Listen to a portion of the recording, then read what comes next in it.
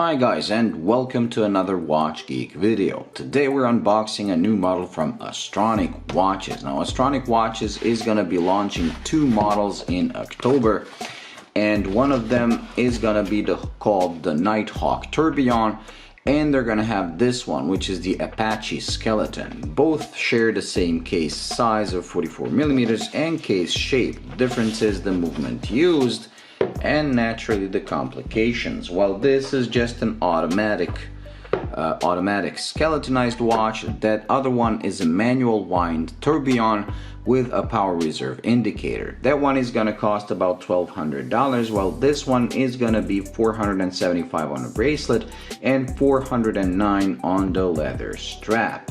Both feature a sapphire crystal and a very unique design. So let's open the box, which I believe opens like this, and the box itself is very interesting. Here you have the warranty and you have the cloth for cleaning the watch, and over here is the watch, and as you can see you get a bracelet. You can also get it on a leather strap. It's gonna drop the price to I believe $400 or $409.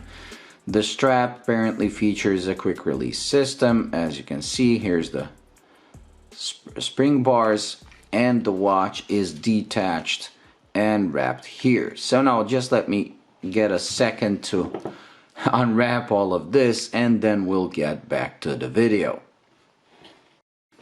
Okay, so I've unwrapped the watch, so let's take a closer look, and I unwrapped the bracelet. So let's zoom in and see how it looks. The automatic skeleton, actually beats at 28,800 BPH, comes with manual winding, is also automatic as you can see, and let's see if it hacks. Yes, it hacks if you want to set up the time. Pretty cool. While the tourbillon beats at 21,600. Now, as I said, the bracelet uses quick release spring bars, so putting it on should be a breeze. So let's try it. Naturally, as usual, if you see me doing it through the camera, it's gonna be slightly more difficult than when you do it at home, but I managed to do it. Since it uses a butterfly clasp, I believe it doesn't care. It doesn't matter which side you put on first and how you put it. So let's put this one in.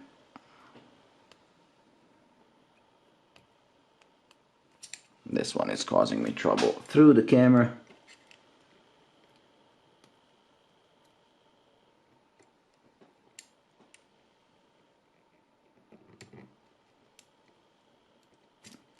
There. Okay, so I managed to put the bracelet on, and on the bracelet it looks pretty cool. This is an all IP coated case, and like I said, it has a sapphire crystal. The movement used is probably a Shanghu or something like that, like the watch that I'm about to release the review of. And the watch itself looks pretty cool. Now we'll see how the movement behaves when I do the full review, because on that watch the movement died. Although I said in that review, which I will publish later on, that it is the first skeletonized movement and watch that I would use because they blacked out the bridges, and this is the case here as well.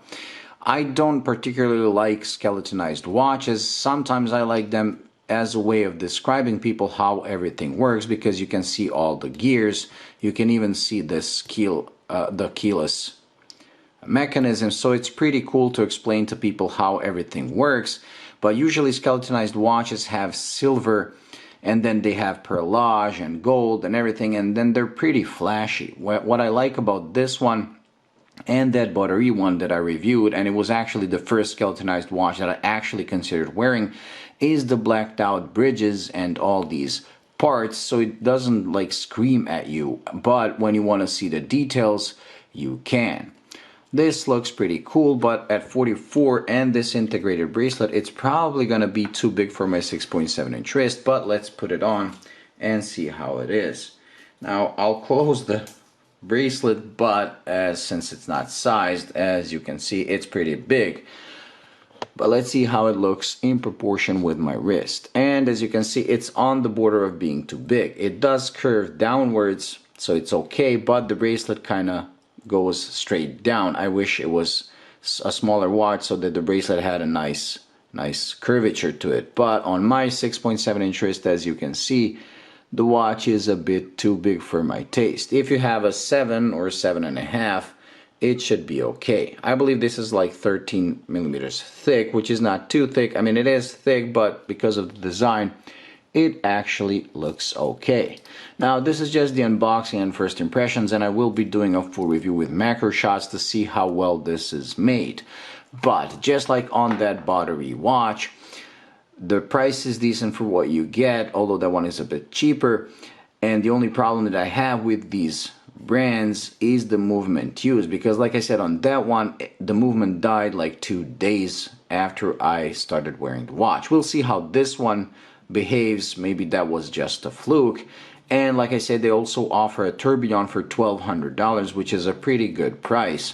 It looks similar to this, but it has a power reserve indicator at 12, which is a very useful complication on a manual wind watch. I never understood why Orient puts it on automatic watches, because on automatic watches, you're pretty much always going to be at full, while on the manual, you get to watch it as it drops down and then goes up once you wind it, and it's pretty cool. Now let's try to do a loom shot and close the unboxing part and the first impressions for today. So let's charge it a bit. I don't even know if it has a loom, but we'll find out. Let's get the camera to focus and turn off the lights. And there we go. It does have loom, and as you can see, the loom area is pretty small, and the loom is not really that great, but considering how much loom it has, it's actually pretty decent. Let's turn it on. Now, the one reason why I don't like skeletonized watches in general is because reading them is pretty hard. And as you can see here, you really have to look to find the hands because they're also blacked out. They do kind of shimmer, as you can see, because they do have bevels.